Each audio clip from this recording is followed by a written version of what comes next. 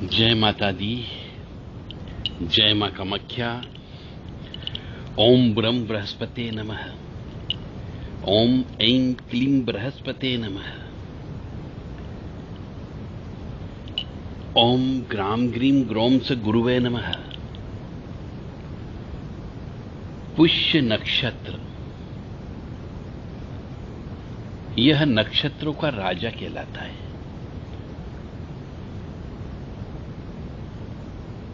जब भी पुष्य नक्षत्र आता है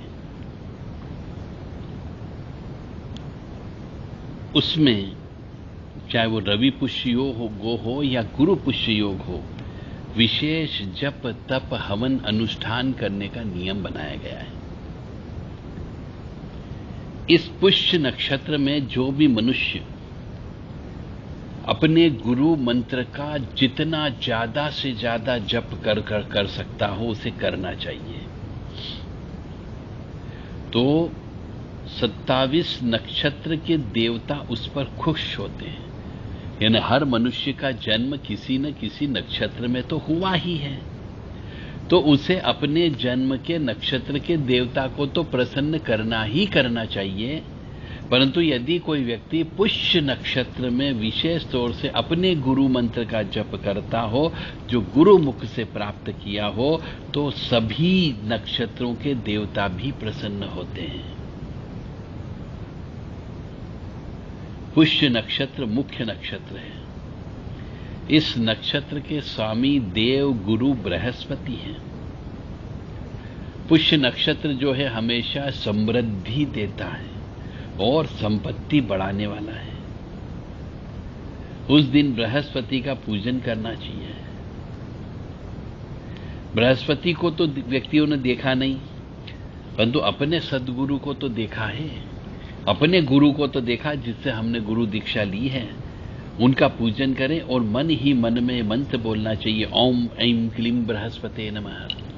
ओम ऐं क्लीं बृहस्पते नमः। ओम ऐं क्लीं बृहस्पते नमः। ये जप करना चाहिए। और रवि पुष्य योग या गुरु पुष्य योग में आप यदि कुछ टोटके करते हैं, एक टोटका बताते हैं, इससे आपको दुर्भाग्य को सौभाग्य में बदल सकते हो। तो रवि पुष्य योग या गुरु पुष्य योग में हल्दी से स्वास्तिक चिन्ह बनाकर एक सफेद या पीले कागज पर हल्दी से स्वास्तिक चिन्ह बनाएं और उस समय पे घी का दीपक लगा करके अपने गुरु मंत्र की एक माला जप करें और फिर उस स्वास्तिक चिन्ह को अपने घर में रखें। तो इससे दुर्भाग्य को सौभाग्य में परिवर्तन होने की संभावना बन जाएगी। आपके रास्ते खुलेंगे।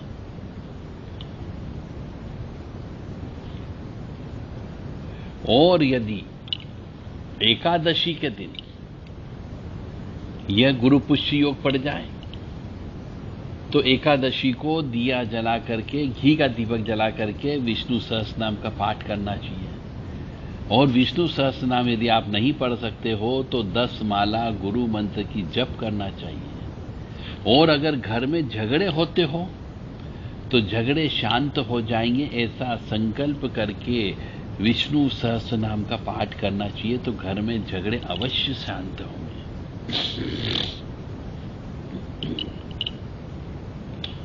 रवि पुष्य योग, रवि पुष्य अमृत योग यानी रवि पुष्य अमृत योग भी बोला जाता है। तो शिव पुराण में कहा गया है कि पुष्य नक्षत्र को भगवान शिव की विभूति बताया गया है, भस्म बताया गया। तो पुष्य नक्षत्र के प्रभाव से अनिष्ट कर भी दोष समाप्त हो जाता है, जो पुष्य नक्षत्र में अपने गुरु मंत्र का जप करता हो। दुर्गति नाशिनी दुर्गा जय जय, काल विनाशिनी काली जय जय, उमा रमा ब्रह्मानी जय जय, सीता राधा रुक्मणी जय जय।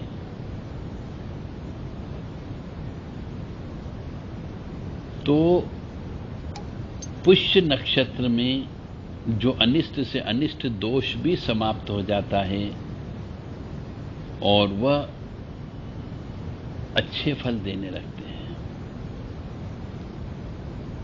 शास्त्र में ऐसा कहा गया कि पुष्य नक्षत्र जो है सब प्रकार की सिद्धि भी देता है। तो पुष्य नक्षत्र में किए गए श्राद्ध से पितरों को अक्षय तृप्ति होती है, यानी उस दिन पिंडदान तर्पण अवश्य करना चाहिए। तथा जो व्यक्ति है मनुष्य मेन घर का, उसको धन पुत्र आदि की प्राप्ति भी होती है। इसलिए पुष्य नक्षत्र में पितरों की जिसको कष्ट है पितरों के निमित्त, उनको पिंडदान तर्पण करना चाहिए, श्राद्ध कर्म करना चाहिए पितरों के निमित्त। परंतु जिसके यहाँ मृत्यु हो गई है और 1 वर्ष अभी पूरा नहीं हुआ हो, उनको अभी श्राद्ध कर्म नहीं करना चाहिए। 1 वर्ष होने के बाद ही श्राद्ध कर्म करना चाहिए।